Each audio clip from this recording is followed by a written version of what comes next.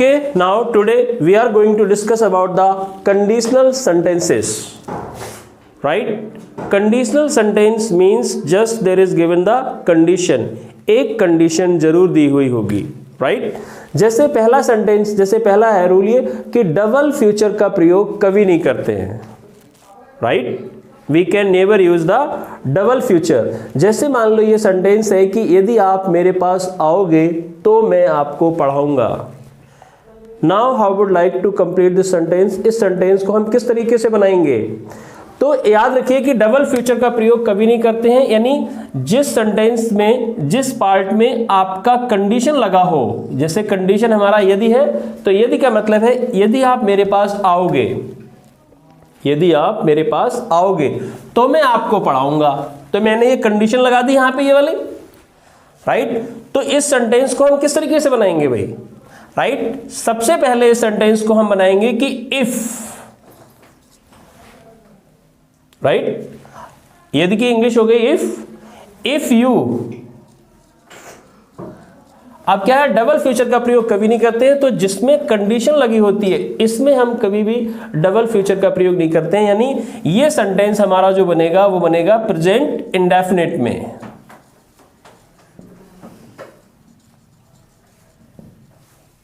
Right? Present indefinite में. If you complete in present indefinite तो क्या बनेंगे? If you come to me. Right? If you come to me, यदि आप मेरे पास आओगे, कॉमा, तो की इंग्लिश क्या होती है? कॉमा. राइट? तो मैं आपको पढ़ाऊंगा. आई विल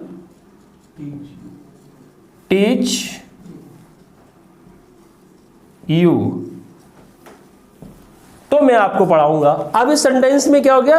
ये डबल फ्यूचर हमने दिया है यहां पे कि यदि आप मेरे पास आओगे तो मैं आपको पढ़ाऊंगा. राइट? लेकिन जिसमें कंडीशन दी हुई है उसको हम बनाएंगे प्रेजेंट इंडेफिनिट में. तो हमने बना दिया if you come to me I will teach you.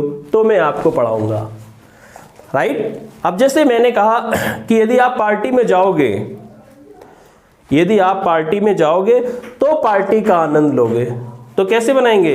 If you go to the party, if you go to the party you will enjoy the party. आप पार्टी का आनंद लेंगे. राइट? अब दूसरा सेंटेंस है, जैसे दूसरा रूल है ये एज इफ. एज इफ का मतलब होता है मानो की. राइट? एज इफ का मतलब है मानो की. वह ऐसे बोलता है मानो कि बहुत बड़ा वक्ता हो. वक्ता का मतलब होता है बोलने वाला. राइट? तो इस सेंटेंस को हमें किस तरीके से बनाना चाहिए? Right? He speaks.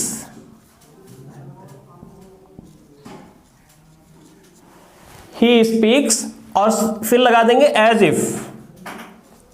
As if. और एक रूल है कि एज इफ के बाद सब्जेक्ट चाहे सिंगुलर हो या प्लूरल हो, आपको वर्ब केवल प्लूरल लानी है, वर्ब. तो फिर यहां पे क्या हो गया? एज इफ की इंग्लिश हो गई मानो की, और वह की इंग्लिश क्या हो गई? ही.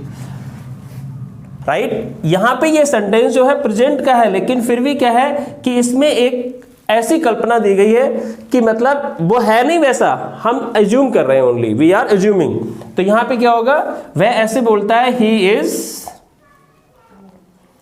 A great. और वक्ता क्या होती है? He is a great, not chatterbox. Chatterbox तो फालतू बोलने वाला हो जाता है. ऑरेटर. ऑरेटर का मतलब होता है बहुत अच्छा बोलने वाला, बहुत बड़ा वक्ता. राइट? जो बहुत अच्छी स्पीच देता है, that is called the he is a great orator. Right? ऐसी सेंटेंस है कि वह ऐसे काम करता था. पहले में क्या है? वह ऐसे बोलता है मानो कि वह बहुत बड़ा वक्ता हो. अब क्या है? वह ऐसे काम करता था, यानी पास्ट आ गया. तो अब यहां पे क्या होगा? He worked. राइट? वर्क का मतलब काम करता था, यानी पास्ट हो गया ये. और अगर हम इसको लगाएं तो हम इस तरीके से, एक वर्ड और भी है टॉइल्ड. टॉइल्ड का मतलब भी है काम करता था. राइट? ही वर्कड और यू कैन स्पीक टॉयल्ड। अब again you can write here मानो की। मानो की इंग्लिश क्या आ जाएगी? As if. As if. अच्छा, एक और होता है एज दाव भी कर सकते हैं। You can write as if और you can write as though. अब रिमेंबर वन थिंग, एक चीज आपको और याद रखनी है कि ही वर्कड और टॉयल्ड एज इफ एज दाव, you can right only one, और एज इफ और यू कैन राइट एज दाव। या तो आप एज इफ लिख दें या एज दाव लिख दें, राइट? ओके। अब क्या लिखेंगे आप?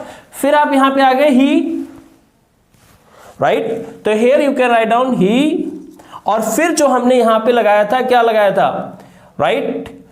ये सेंटेंस जो है वो यहां पे हमें इज नहीं लगाना, यहां पे हमें लगाना है वर।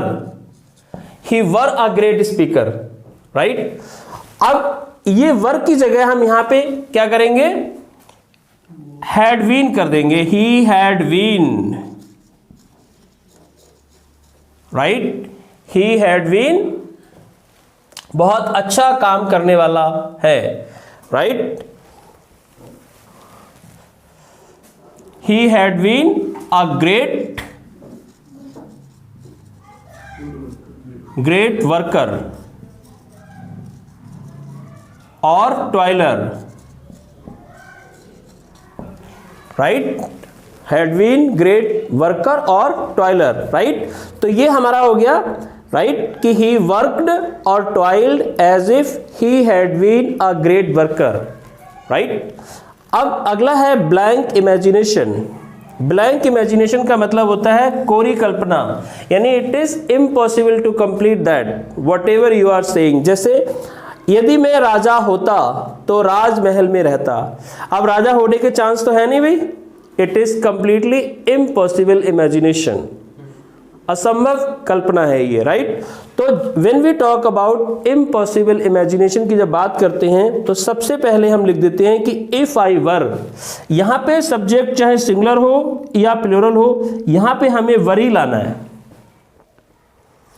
If I were a king, यदि मैं राजा होता, मतलब है नहीं वो, ही इज सेइंग कि if I were, completely impossible imagination. I would dwell, dwell का मतलब होता है रहना, यहां पे हम लिव भी कर सकते हैं या रिजाइड भी कर सकते हैं, RESID, reside in palace. If I were a king, यदि मैं राजा होता, I would dwell in a palace और लिव इन अ पैलेस और रिजाइड इन अ पैलेस, तो मैं राजमहल में रहता, right? All these sentences we speak but most of the time we commit the mistake. कई बार हम इसमें गलतियां कर देते हैं, राइट? जैसे कि आप कह रहे हैं कि यदि तुम मेरे घर आओगे, राइट, तो हम पार्टी में जाएंगे, तो आपने इसमें लगा दिया कि if you will come, right? तो ये सेंटेंस है, इट इज रॉन्ग सेंटेंस। आप बोलेंगे if you come to my house then we will go to the party, तो हम पार्टी में जाएंगे। यानी we can never use double future का प्रयोग कभी नहीं करते हैं, right? We can never use double future. All the time you can give, there is given the condition in that sentence you will complete in present indefinite, right? और last sentence में we can write the future indefinite, जो बाद वाला है वो हम future indefinite में complete करेंगे, right? So note down all the sentences, note कर लीजिए इसको। Now boy pay the attention here. यदि मैं DM बन जाऊं, जो सेंटेंस है कि यदि मैं DM बन जाऊं तो मैं जेलों को बड़ा करवाऊंगा और सारे भिखारियों को पकड़वाऊंगा और उन्हें जेलों में ठूस दूंगा, राइट? जेलों में ठूस दूंगा, क्योंकि भिखारी काम करने वाले लोगों पर बोझ हैं, उनके कंधों पर बोझ है या बोझ हैं। अब यहां पे सेंटेंस को ट्रांसलेट कैसे करेंगे? इफ आई वुड बिकम, यदि मैं बन जाऊं, that is not sure, you are only imagining about the future, right, कल्पना कर रहे हैं, जब फ्यूचर की कल्पना करते हैं then we can use wood, तो हम वुड का प्रयोग करते हैं। If I would become DM, यदि मैं डीएम बन जाऊं, आई वुड एनलार्ज, एनलार्ज का मतलब होता है बड़ा करवा दूंगा, right, I would enlarge the jails, right, जेलों को बड़ा करवा दूंगा, and would get arrested, right, क्या सेंटेंस है कि भिखारियों को पकड़वाऊंगा, राइट, पकड़ूंगा नहीं, खुद नहीं पकड़ूंगा, पकड़वाऊंगा, तो जहां पे हम पकड़वाएंगे कोई और काम कर रहा है then we can use get arrested, पकड़वाऊंगा, अरेस्टेड का मतलब भी पकड़वाना होता है और नेप्ड का मतलब भी पकड़ना होता है, तो we can use would get arrested, nabbed, you can write arrested और नेप्ड, राइट, पकड़वाऊंगा, ऑल द बेगर्स, सारे भिखारियों को, एक को भी नहीं छोड़ूंगा भाई, राइट, सबको पकड़वाऊंगा, and put them behind the bars, और उनको क्या करूंगा, सलाखों के पीछे डाल दूंगा,